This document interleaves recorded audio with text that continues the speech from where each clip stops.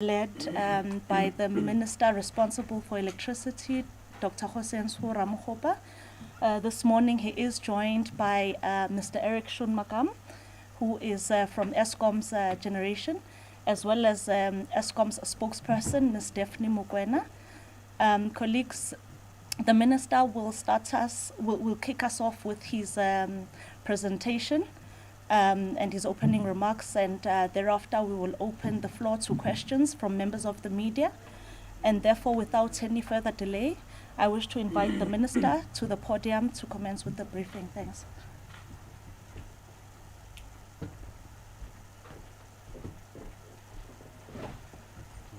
Good morning to everyone. Thank you very much, Zakani.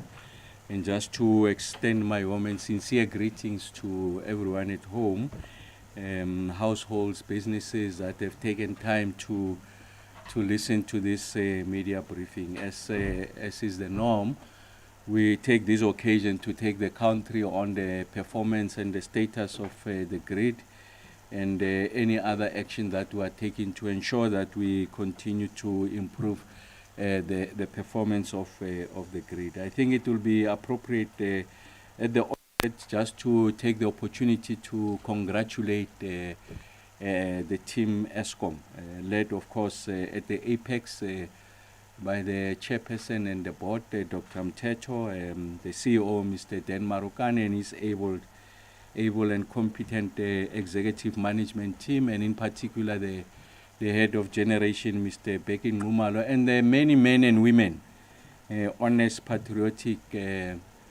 highly qualified, skilled, who are doing everything possible to ensure that we are able to resolve the energy crisis in the country. We are able to put the load shedding firmly behind us. I must say that the kind of progress that we are seeing today is largely as a result of the exceptional work that has been done by the team at Eskom.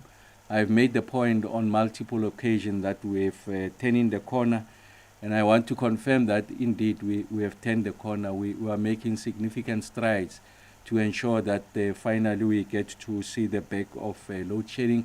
Of course, we are not yet out of the woods. What I'm saying is that there's significant progress that we are making, and at the right time, when we have attain significant stability in relation to the performance of this unit, I think we can speak with a great deal of confidence of the results of the work that we are doing, and of course much closer to the ending of load shedding. I think the past few days represents a significant milestone. I think for the first time since April of 2022, we've had about 26 consecutive days of no load shedding. Like I said before, I think it starts with 24 hours of no load shedding, a week of no load shedding, a month of no load shedding, 3 months, 6 months, a year, and so on and so forth. So I'm just making the point that we are going to make small but yet significant milestones in ensuring that we are able to resolve the load shedding question. Some of the progress we are making is marginal, but the totality of this progress will result in a major contribution to the resolution of load shedding. So I really want to say thank you very much to the team at Eskom. And we know that we have not resolved the problem. The problem still remains. The issues of reliability is still something that continues to receive our urgent attention. So it's important that the milestone, however little they are, we get to celebrate them. We don't drop the ball. I think that only serves as an additional motivation for the men and women at Eskom to continue to do the work that they are doing. I mean, just to put it into context, like I always say, that we use May as a baseline so that we are having a full appreciation of the trend line. What is this trend line that we are seeing? So we're seeing that there's been a significant recovery as a result of the execution of the generation operational recovery plan. So all of these things is on the back of, first, at the national level, the Energy Action Plan, I'm saying at the national level, the Energy Action Plan, because ESCOM is just but one component of the totality of the efforts that we are making. As you can remember that the first outcome of the Energy Action Plan is to ensure that we fix ESCOM. So for purposes of fixing ESCOM, Dr. Mteto, the board of ESCOM, and of course Mr. Marokane and the executive management team then put together what they refer to as the Generation Operational Recovery Plan, just to inform the orchestrated and planned approach on how ESCOM seeks to recover the performance, ensure that we are able to address the challenges related to the reliability. So we know that we have made significant improvement. We have moved from a situation where our unplanned capacity loss factor, that is the rate at which these units are failing, the rate at which these units are not performing efficiently, what we call the partial load losses. We have been able to reduce that. We have been able to recover about 3,000 megawatts. We have moved from the historic highs of that baseline of 18,000 megawatts. Now we are averaging about 14,500 megawatts, and then you will see that over the past week there has been phenomenal improvements in relation to the unplanned capacity loss factor.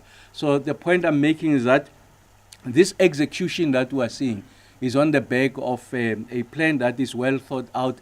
And like I said before, that there's going to be short-term pain, long-term gain. When we're at stages of stage 6 load shedding, I had made the point that we are taking that pain. We are taking that pain because as part of this generation operational recovery plan, what ESCOM had planned to do was to ensure that we heighten the planned maintenance. We take these units out on the back of the fiscal support that we receive from National Treasury. And as these units are returning, you can see that there's high levels of improvement. I mean, just to give you a sense, in relation to the planned maintenance, what has been achieved the year to date in relation to planned maintenance is about 12%. And this is against our plan of about 9%. So there's been significant ramp up of planned maintenance. And that is made possible as a result of these units as they continue to perform. You use that, some of it is planned. Of course, like I said, significant is planned. And in some instances, there will be opportunity maintenance. Opportunity maintenance means that there's sufficient scope that has been created as a result of these units performing, and of course met by either lower demand of the performance of renewable energy. And you use that headspace to take out some of the units that are at risk to fix them, and you return them. When they come back, they're a bit more healthier and they are able to perform as required. So what is the point I'm making is that there's been a 3 percentage point accelerated maintenance against the stated plan, and that comes about as a result of these improvements in the performance of this unit. And then the other factor to add here is that we are seeing exceptional performance of renewables. Of course, this is non-dispatchable. You'll have occasions like we have had in the past 2 weeks or so, 3 consecutive days of inclement weather or overcast conditions, so you are not able to derive a lot from PV. But what is important is to say that as a result of the reforms that the state had introduced, because I think it's important that we have this appreciation, that the contribution of renewables is on the back of state incentives, a large part of it. So it's part of that orchestrated plan. So if you go to the Energy Action Plan, outcome number 4 stated explicitly that part of this Energy Action Plan is to ensure that we accelerate the rollout of a rooftop solar solution by both households and industries. I've shared with the country previously that we have seen that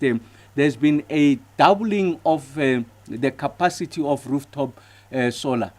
So we moved in 2022 of July from about 2,200 megawatts to about 4,000 megawatts a year later in 2023. And now I'm sure that we're about to breach the 5,000 megawatts. So what that means is that when we see the system, we see it as an aggregate. The point I dispel all the time, we are not saved by renewables. The renewables contribute to the aggregate because it's part of a deliberate and orchestrated plan. And that's why the state has introduced a number of incentives, the National Treasury incentive, to encourage people to go that route. That even in during sunshine days, sunshine in this instance, the green days, I really refer to, when you are out of this load shedding situation, we'll still encourage people to roll out rooftop solar solution because we want to reduce our reliance on fossil fuels, renewables, and we want to ensure that households contribute, small and large industries contribute to this transition, if you like, this green transition that we have committed to advocating and we are also executing. So I think it's important that we have that appreciation. And then the other part to mention here is the fact that our reliance on open cycle gas turbine, the rate at which you are burning diesel, is coming down significantly as a result of this performance. I mean, just to give you an indication, a year to date, that's sitting at 5.97%. So that's what what we call the load factor, the amount of time that we are relying on this open cycle gas turbine, and that we've been hovering between 6% in December. We went to about 17% in March, and now in April we are significantly lower at 5.7%. What is the point to be made there? The more material point. The first one is that there has to be an appreciation that the open cycle gas turbines are part of the fleet. So that's the starting point.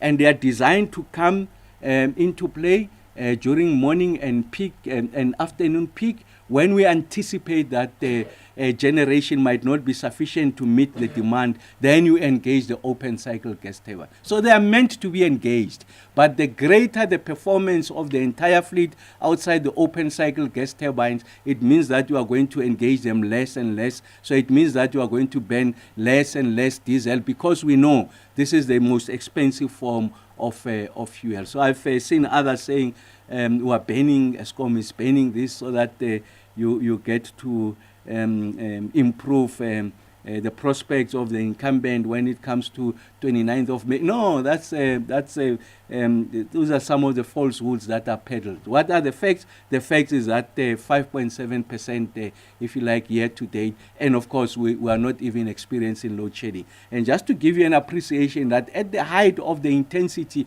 of this application of open cycle gas turbine, we had them on load about 18% of the time over a period of time. And to give you a sense, now we're at 5.7%, and yet there is no load shedding. So I think there has to be an appreciation of the facts. And of course, I do accept that others are not familiar with the facts. When we use this opportunity just to lay the facts bare to the country, so that there's a general appreciation of where we are. And then what is the prospects in the immediate future on the Eskom side? The prospects in the immediate future in relation to additional generation capacity. I want to repeat the point that I had made earlier on, that we are on track to recover Unit 4 of Medupi, and that will be coming on stream, on load in September of this year. We are on track to ensure that we return as part of the extension of the license and the life of our only nuclear power station, that is Kubek Unit number 2. You know, it has gone out. We are confident that we will return it in September again of 2024. That's 980 megawatts. Medupi Unit number 4, it's 800 megawatts, and we are confident of synchronizing Kusile Unit number 6 in October of this year. So essentially the point I'm making is that in the next 6 months, we are going to get an additional 2,580 megawatts just from the Eskom fleet. And of course, we'll come back to account on what our expectation in relation to rooftop solar solution, what is the rate of rollout, are we seeing any tempering in relation to the exponential increase in the rollout? And from where I'm sitting anecdotally is that we still, there's aggressive rollout by private sector, households and also industry. And then there's utility scale projects that are going to come on stream, that are going to add new generation capacity. So I'm yet to account for that, just accounting exclusively from what Eskom can offer. And of course, we will continue to ensure that we sustain these efforts of improved performance. And I think it's important that, of course, we are in a very toxic space. You can imagine we have entered the silly season of elections, and then there are people who are predicting, some of them had predicted previously that there's going to be a blackout, a system collapse. And we made the point that, no, when you see the intensification of load shedding, it's an instrument that is used to ensure that you don't get to that doomsday scenario of a blackout. So the intensity of load shedding has no relationship with your proximity to the system collapsing. In fact, it gives you assurance that the system operator is alert. And I do accept the point that you are going to find that there will be multiple voices who seek to soil the environment, because really they've been disarmed. Remember that there's been a significant weaponization of load shedding. So some of them have used this as part of a campaign tool. So when you remove it from their arsenal, they are exposed, and therefore they resort to unsubstantiated theories, like we have seen someone penned, something that can only be described as preposterous. That is not anchored on facts, and will not enter that space. Eskom will not enter that space. We are transfixed on the resolution of this problem. When we said that we have turned the corner, of course, few did not believe. The great majority of South Africans gave us an opportunity, gave us time, and we're beginning to see these results. And I want to say to the rest of the country, we'll keep focused on the bouncing ball, the resolution of load shedding. And I must emphasize that in the nature of the space, we are likely going to have setbacks. We will have setbacks where, like I said, we are still working on the reliability of these machines, and that's why you can't speak with great confidence that load shedding is behind us. I'm not about to make that claim. That will be a false claim. That can't be substantiated. And I think the relationship that we have built with the South African public is that we are going to be brutally honest, candid about where we are. We are making the kind of progress that we in fact, in many instances, far exceeds where we thought we will be, but we are not yet where we want to be. And that's why we'll continue to provide this. And I want to say that insulate yourself from these noises. Will continue to ensure that we protect the South African economy, that is able to rise and achieve its potential. And that's our primary mandate. That's what we're focused on. And then one of the things that we're doing, like I said, so I've given you the account of what's going to come on stream from the Eskom side. So first is the improvements. We're beginning to see these improvements, and then it's additional generation capacity, Medupi 4, Kusile 6, and Kubek unit number 2, and in total they'll give us 2,500 megawatts. I said that will materialize in the next 6 months. But I think it's important to have an appreciation that the resolution of load shedding finally will be anchored on new generation capacity. And the president has introduced reforms on the generation side to make it easier for new generation to come on stream.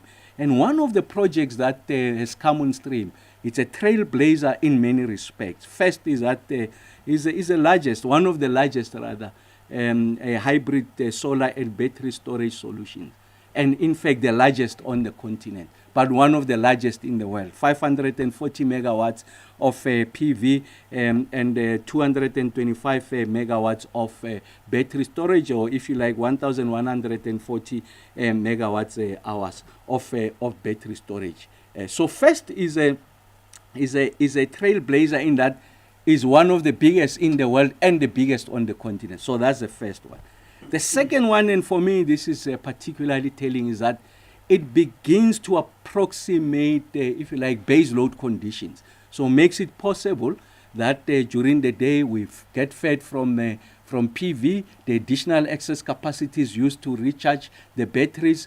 Peak when the sun is not there, then they engage the batteries. So they guarantee you about a dispatchable 150 megawatts of electricity. So this is important. I think it points to the future. As the technology continues to improve, you will see that you are going to see more and more of this. And I'm confident that also Eskom, as a player on new generation, is going to go this direction. So the Kenat project, the solar project that is sponsored by Skatec, one of the eminent companies from Norway, is a pointer to the future on what is possible. And of course, it continues to give us exceptional results. A 20-year PPA agreement with Eskom, an investment of about 18 billion rands, 49% of black participation. At the height of the project, 2,600 people were employed there. So I think that the Skatec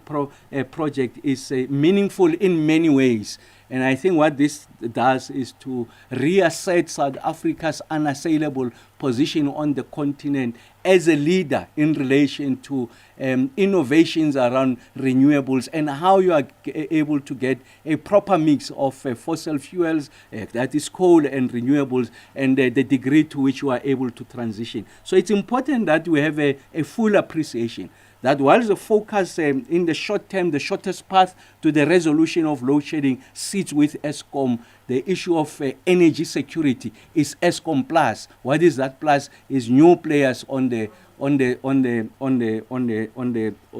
terrain of this energy, and I think that the Kenat project points exactly to that. I think it's important also just to give you a sense of some of the milestones that we have achieved. Of course, I did make the point that the National Transmission Company of South Africa, the reforms that we have introduced, undermining vertical integration, a solely owned subsidiary of Eskom, and by definition is owned by the South African people. So there's no privatization of transmission, that it has made all the requirements necessary to establish and operationalize that body that we call the NTCSA. And our projection is that the NTCSA is on track to commence trading by the 1st of July 2024. Very important, because what it does is to ensure that there's fairness, there's an equitable engagement with other players on the renewable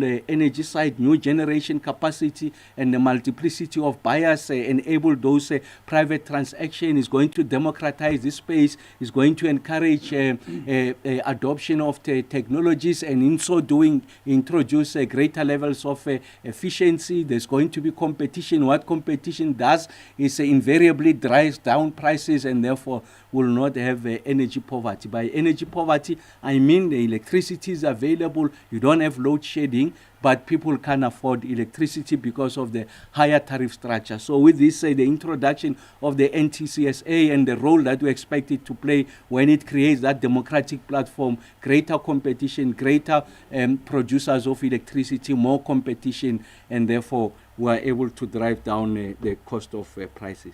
And then the tariff structure.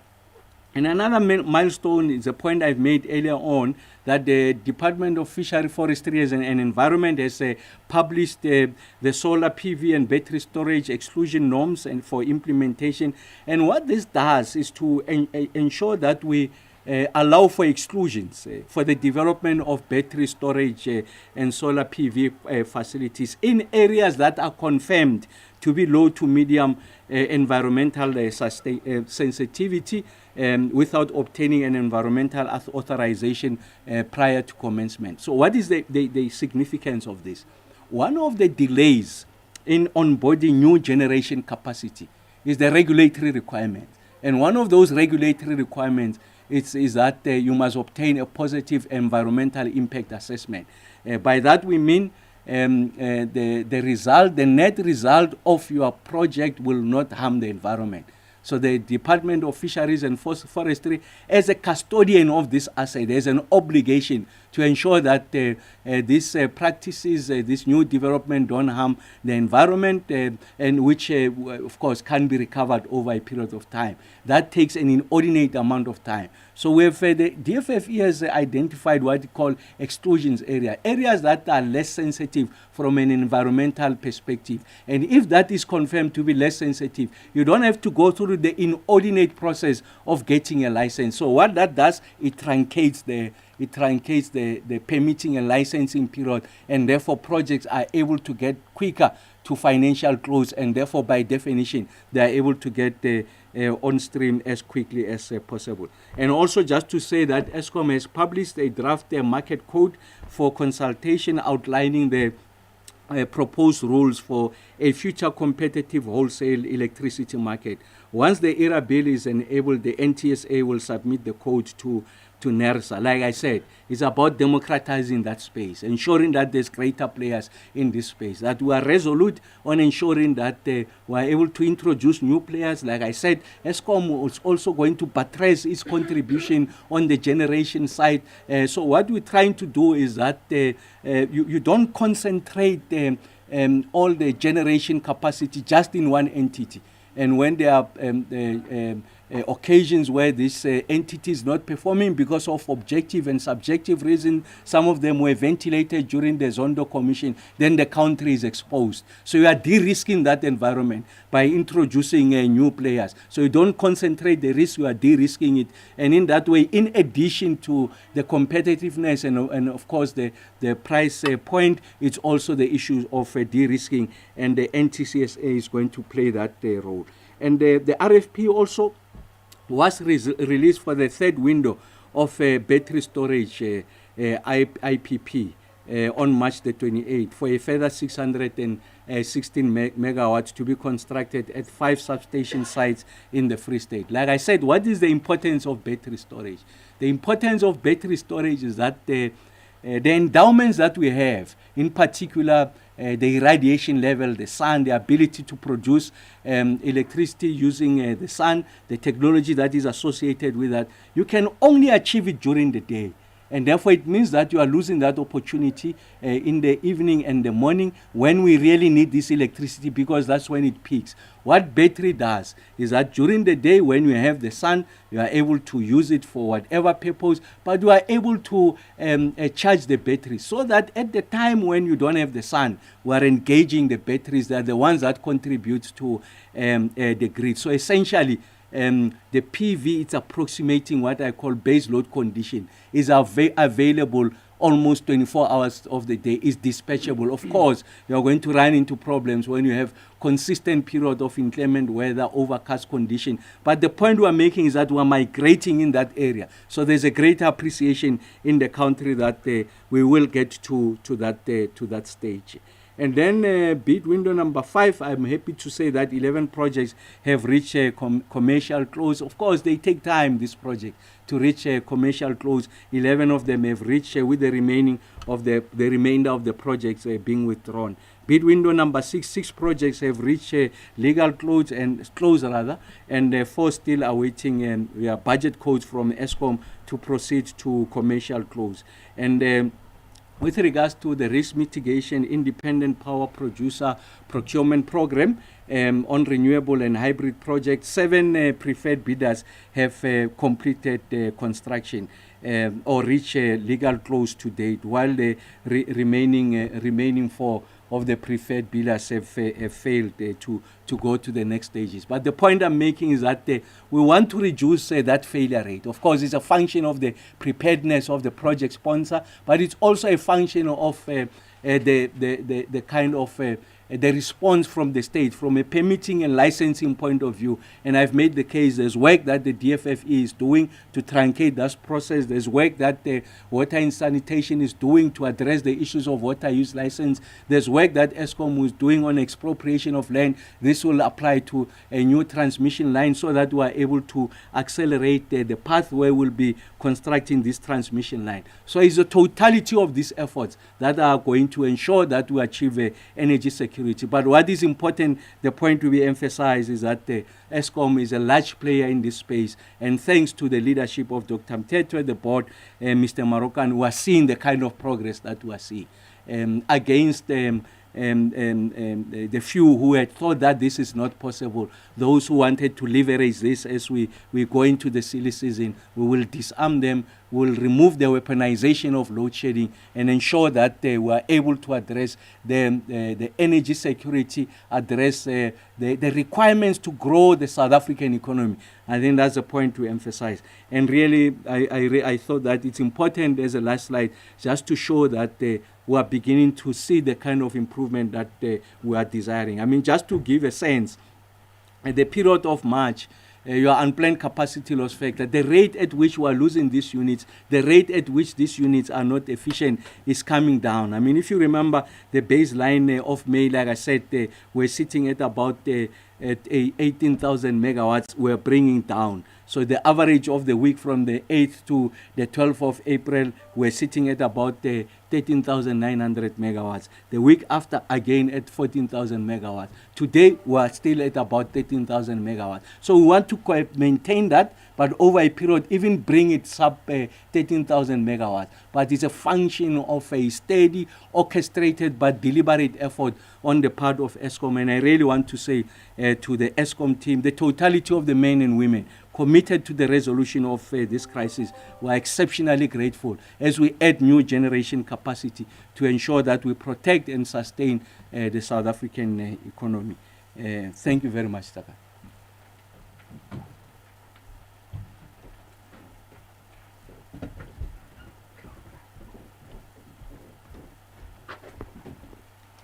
Thank you very much, Minister.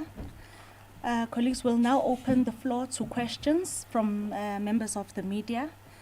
We'll start with questions in the room, followed by those who would have shared their questions online. Do we have any questions in the room? By a show of hands, please. There's Katleho there. Any other questions? Okay, Katleho, you can proceed. Please introduce yourself and the media house that you represent. Good morning, my name is Kgosientsho Ramokgopa from the SABC.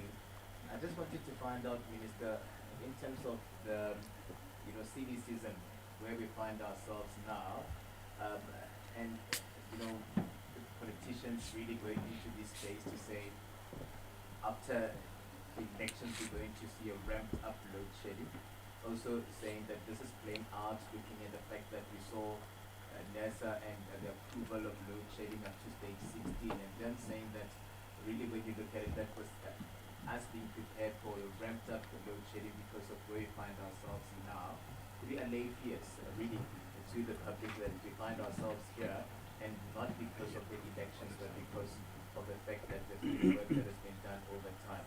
And with the fact that we see now, you're telling us about improvements that we will be going forward, going into the remainder of the year, is this an indication that going into the winter period, we can expect then to see the same trend of load shedding, less intensified load shedding or no load shedding at all?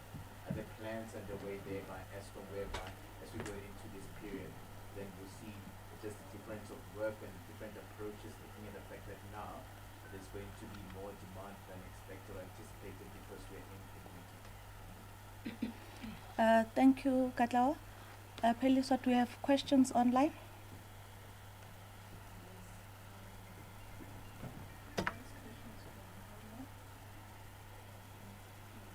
You are not very audible. Can you speak up?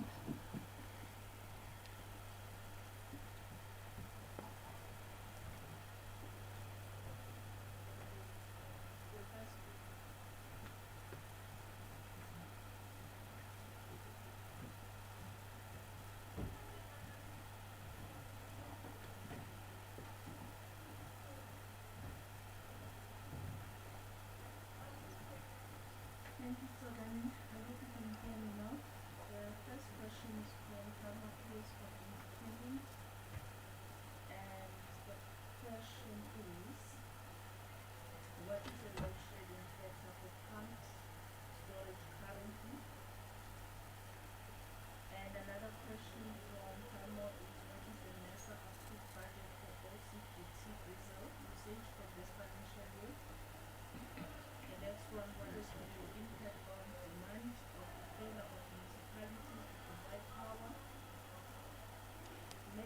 Johannesburg suburbs have been without power for days on end, which power stations have an EAF above 80%. Another question is from Naila Ibrahim of the News 24 Business. Two questions. With more than 20 days of no load shedding, is there an approved outlook for the winter plan in terms of load shedding and power cuts? Can South Africans continue to expect lower levels of load shedding for May, June, July? What is the maintenance plan for the winter months? And is there an anticipation of a shortfall in maintenance? There's more questions. I don't know if those two or continue. Please do continue. William Horn from Media 24 is asking, has any work specifically aimed at enabling older coal-fired power stations to be used for longer than initially planned commenced? When will the ESCOM winter plan be published? Regarding this topic, what is the rough estimate for the highest evening peak demand expected this winter? Chris Yelland from ED Business Intelligence. It was reported that the minister attended the opening of the Scatter Can-Hart Hybrid Solar PV and BESS Renewable Energy Generation Plant last week. It was further noted by Scatter that some 30% of the renewable energy that could be generated by the plant is curtailed and wasted, even though the cost of generating this curtailed energy is built into the tariff paid by ESCOM to the SCATEC IPP. Please can you advise why, in times of energy shortage, this curtailed energy cannot be supplied into the grid, and what could be done to address this wasted resource? And then the last question is from Terence Creamer, Engineering News. Could ESCOM confirm what the budget overrun was for OCGTs in 2023-24, what the budget is for 2024-5 for both the ESCOM and IPP plants, and what the budgeted capacity factor is for 2024-25? Could ESCOM provide updates on the standard offer, the cross-border standard offer, and its emergency and gas procurement program? That's all for now. Thank you. Thank you, Professor Nkatleho. I will start with Mr. Eric Shumagam, who will then be followed by the Minister, after which we will take the last round of questions, which will be follow-ups and any other outstanding questions.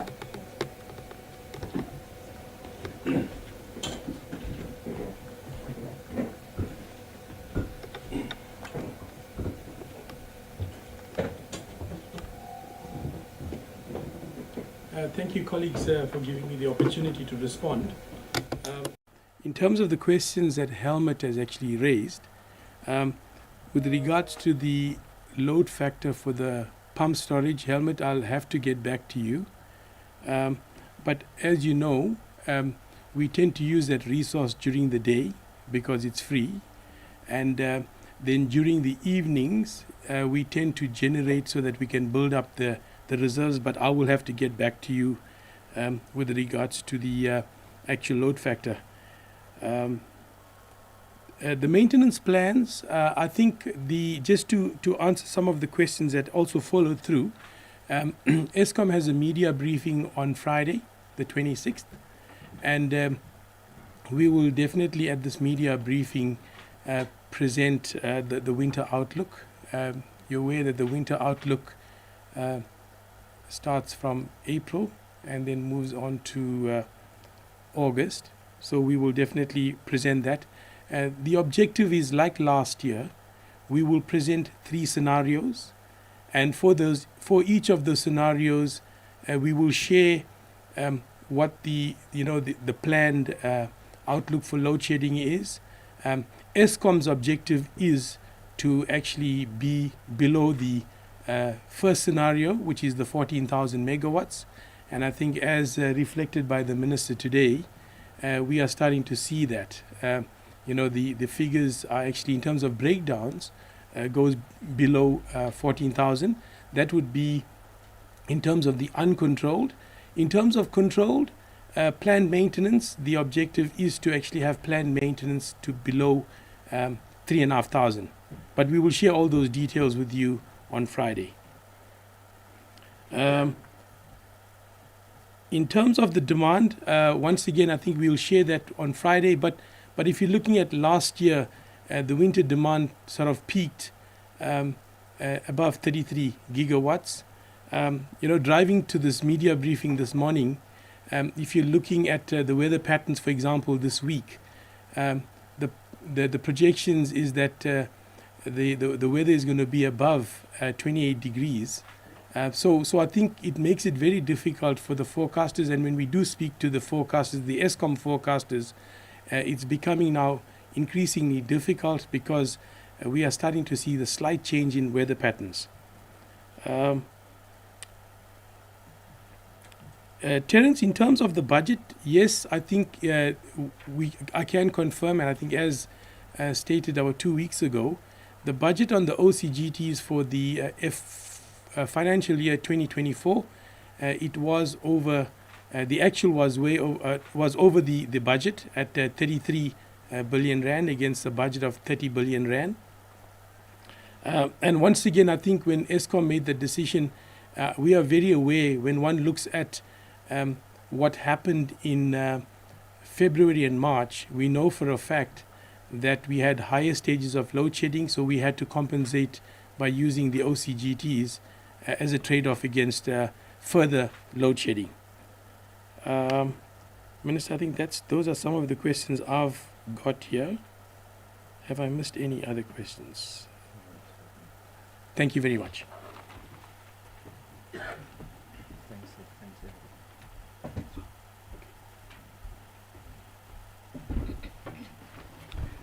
So just maybe to Katlego's question, I think the kind of reactions that we are seeing in the political space, like I said, it's silly seasons.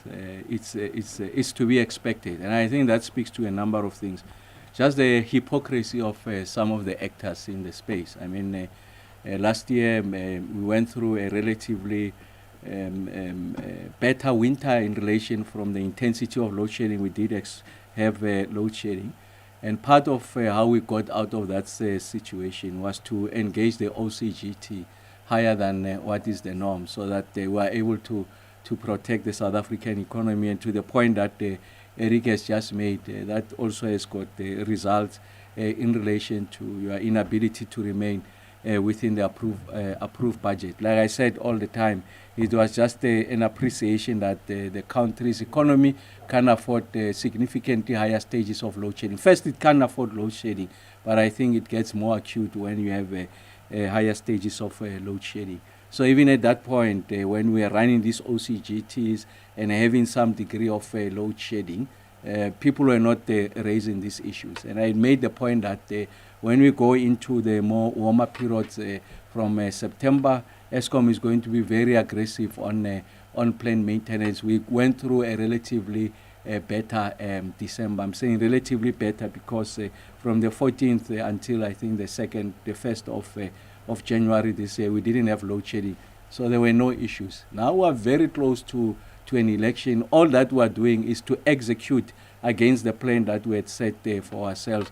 And suddenly people accuse ESCOM of many things. So the one thing I can assure the South African public is that Dr. Mteto and the ESCOM board will not do things that are politically expedient, short-sighted, that are going to damage the South African grid and have long-term implications on our ability to resolve load shedding. So they will never do it under no circumstances. They've got a reputation to protect. They are consummate professionals. They will not do that. Mr. Dan Marogane and the executive management team are transfixed on the resolution of this problem.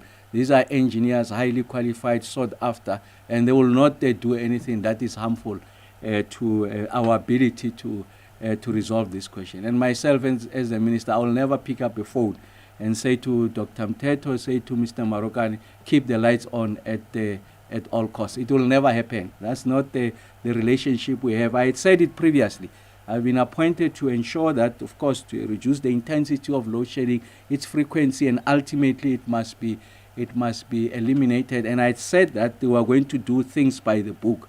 Going to go to first principles, do planned maintenance.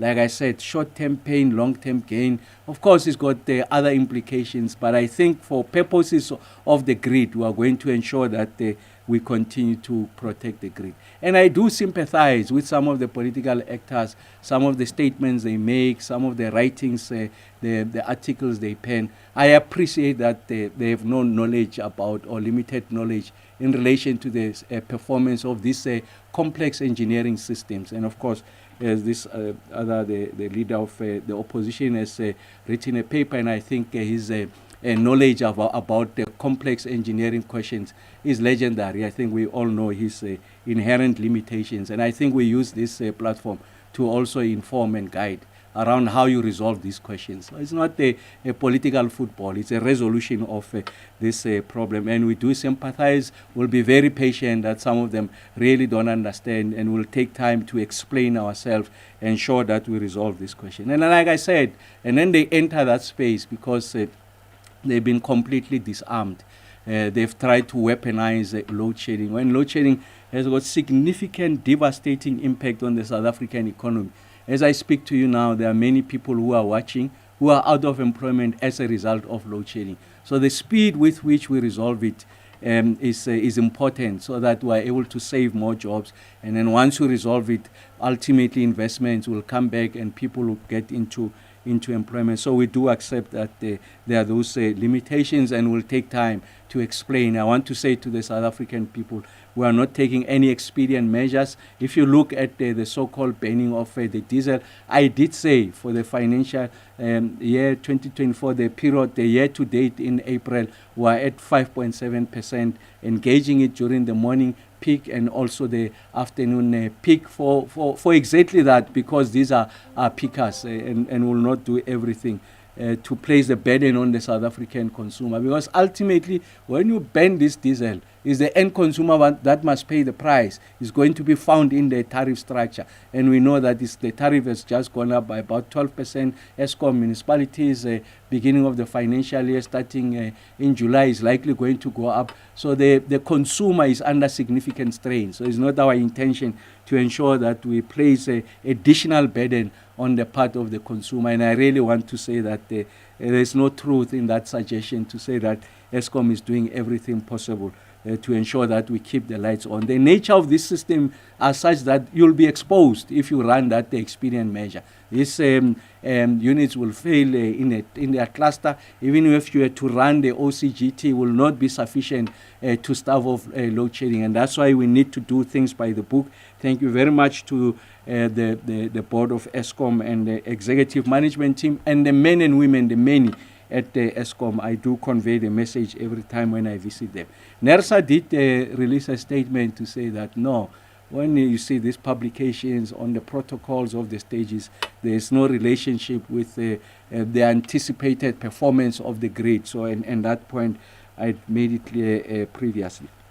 And also just to make the point that one of the things that we are saying is a significant amount of failure, you are right, Helmut, in relation to municipal infrastructure, your substations, your transformers, and of course, I think the point we are making is that it reduces demand, and therefore, as a result of that, you will not initiate load shedding. So, 2 points to be made there. The first one is that we are working with the municipalities across the country as Eskom. I know we have made we are making interventions, as you know, working with the provincial government of Gauteng and City Power, that is the arm of the city of Johannesburg, to replace these transformers so that people are not experiencing extended periods of no electricity.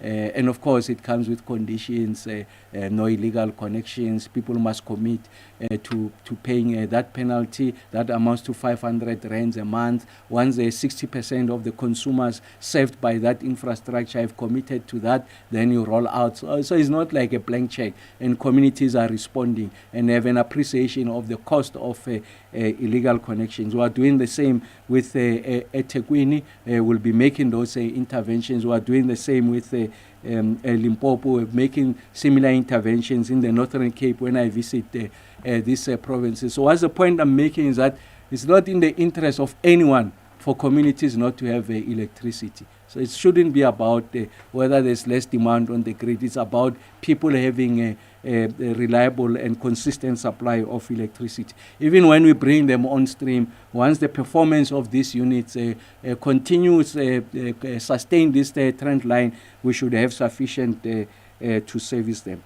And then to Chris, you are absolutely correct.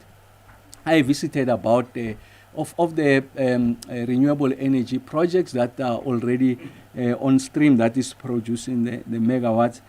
4 of them have indicated to me that they've got excess generating capacity. It ranges from about 17 megawatts, it goes to about 60 megawatts at a go.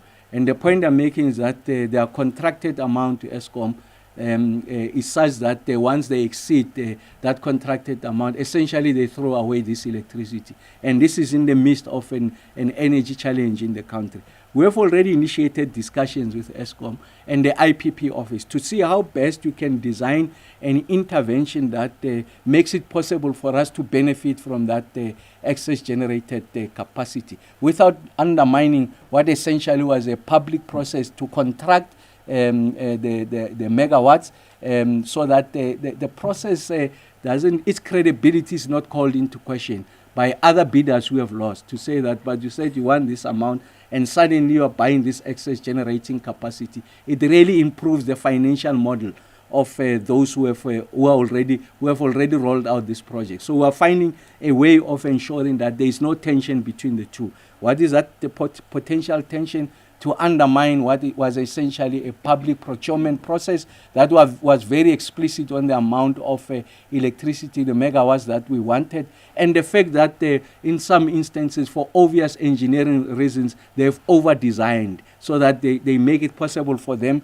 to meet that contracted amount. But they see that consistently as a result of that over-designing, they are generating excess capacity, but that capacity is to waste because it can be accommodated in that contract. But the country needs that electricity. So it's a conversation, a three-way conversation, but principally it's a conversation, the IPP, ESCOM, and the relevant players to see how best we can create a bespoke solution to ensure that we benefit from this. And Kenhard, the SCATEC project is one of those. The CEO did bring that to my attention. A considerable amount of megawatts that we are not benefiting from. They are generating them anyway, but it's outside the contracted amount, and that's why they can't provide that to us. So it's a conversation that is happening. The sooner we resolve it, the better. This is one of those that I refer to as a low-hanging fruit. So it doesn't require any additional measures. Of course, I'm making an assumption that there's sufficient transmission capacity to accommodate that additional generation. So I'm moving from that assumption. Assuming that that assumption holds, then there's a value in us getting into that conversation so that we are able to ensure that we are truncating that process and we are able to get as many megawatts as possible. On the standard offer program, I did say that they've extended the period. They've extended the ceiling of the megawatts from 1,000, I think, to 4,000. At the last time I checked, I think they contracted about 400 megawatts. 600 was in discussion, and there was potential of another 2,000 megawatts. We'll come back with that level of details and certainty. What I'm sharing with you is what was essentially about 3 or 4 months ago. We'll share that with you, I'm sure, in the next briefing. Thanks, TK.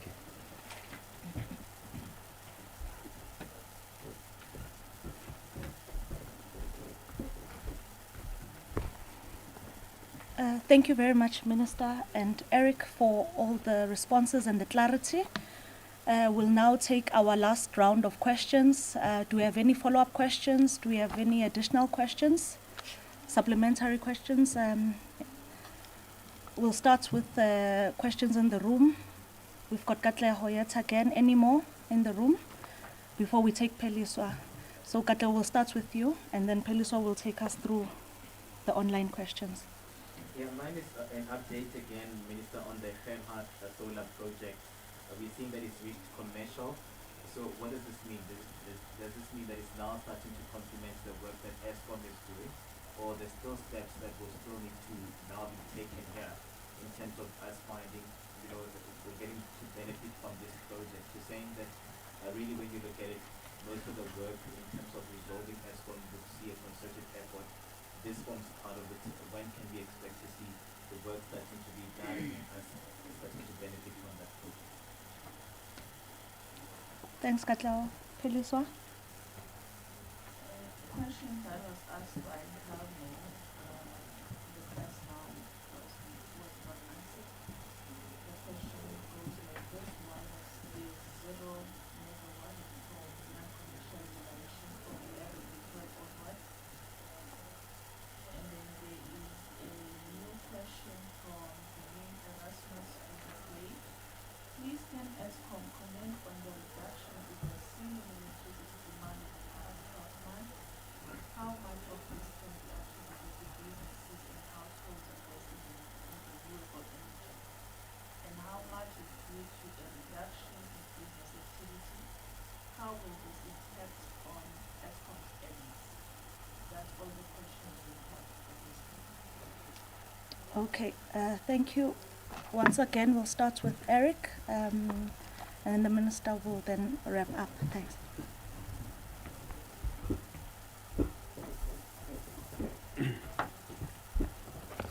So just to provide a response to Helmut, in terms of, I think, stations performing above 80%, at the moment, just the peaking stations are performing above 80% EAF. However, Medupi is performing at 75% and Letabo at 72%. Now, I think what's important is, as a percentage, these are big megawatts into the system. And then in terms of the plan, quite a few stations are set the target of 70% in terms of the 2-year recovery plan to get above 70%. The reason for Kusile 5 being off, as you know aware, that Kusile 5 is still not in commercial operation. It's actually synchronized into the system, and it does help us in terms of the capacity. However, there are performance and optimization tests that must be done, and this is normally done over 6 months. So, through the period, there are issues that needs to be repaired. They would request to the system operator to take the system off. And so, Helmut, there are issues related to commissioning and startup, but this is normal in terms of the period between going into sync and commercial operation. Then in terms of the feedback, I think there was an issue around Katleho. I think, Minister, you will do that. What I can confirm, and this is as feedback coming from the system operator, is we are definitely seeing the assistance of renewables onto the system. Okay, now during the day, and I think more specifically in winter when we get clearer skies, we are seeing good penetration of renewables, which is, I think, helping and complementing the system. The challenge lies in the morning and evening peaks, and I think this is where we are now using the OCGTs to actually support the system. What we have seen quoted from the system operator is that household PV, rooftop PV that's beyond the meter, is now around over 5,000. But I think in the last briefing that the Minister has given, there's a nice breakdown of what we are seeing in terms of wind, what we are seeing in terms of the rooftop, as well as the normal industry PV. Thank you.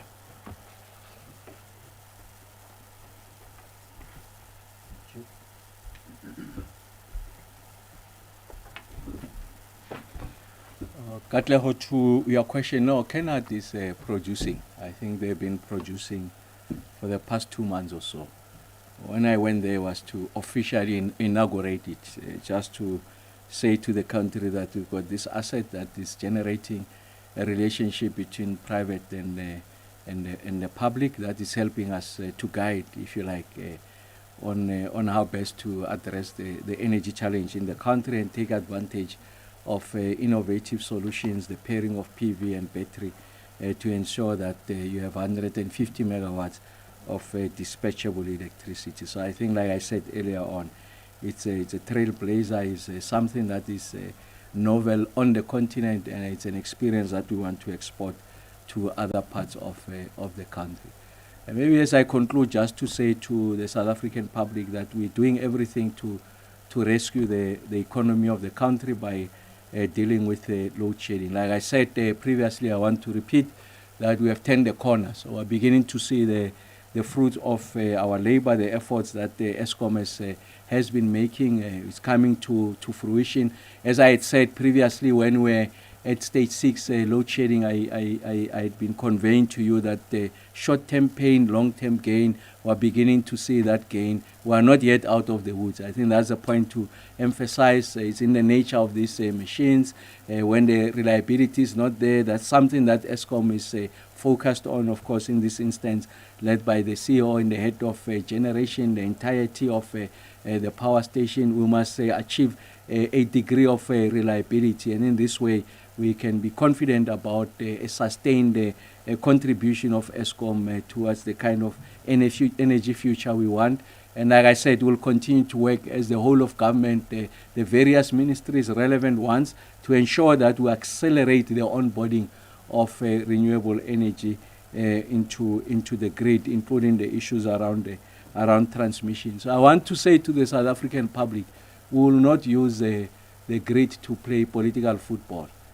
I've been giving this update consistently. We've been showing the lines, the trend lines. We've been sharing with you scientifically what is the kind of performance that we are making. We'll refuse to be drawn into that domain, especially by people who don't have the most basic comprehension of a very complex equation that we are resolving. Like I said, I sympathize with many of them. I think really it's a call out for more knowledge, more information. I'll use the opportunity to will use them to use the opportunity to educate, but for the South African public, rest assured, we are going to do everything possible within the parameters of engineering limits to ensure that the South African grid is restored.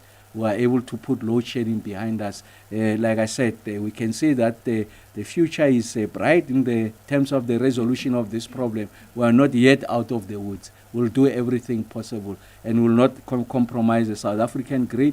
Will not take any action that ultimately they will bear a significant amount of burden on the end consumer who's already in conditions of financial distress. We will not do that. We'll do everything possible to ensure that all the variables that are in this space are managed in the manner that protect the South African interests, including businesses and households and average person. We will protect you. And load shedding, I'm confident, will be a thing of the past. We are getting there much closer to where we want to get to. We are not yet there, and that's why new generation capacity is important, in addition to the sterling work that is being done by the ESCOM board under the stewardship of Dr. Mteto and the ESCOM executive management team under the capable leadership of Mr. Marokani and Mr. Bekin generation, and the men and women who are working day and night, very hard, exceptionally hard. I see it when I go to this power station. They are really invested in the resolution of this problem.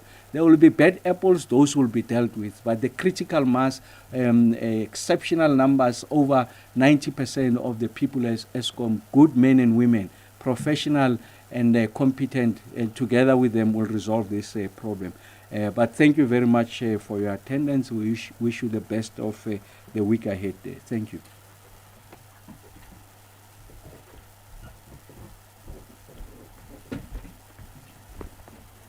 Thank you very much once again, Minister. Colleagues, it brings us to the end of today's media briefing. We'll convene again as per the cadence of our regular media briefings. That communication will go out as an invite to all media. Thanks.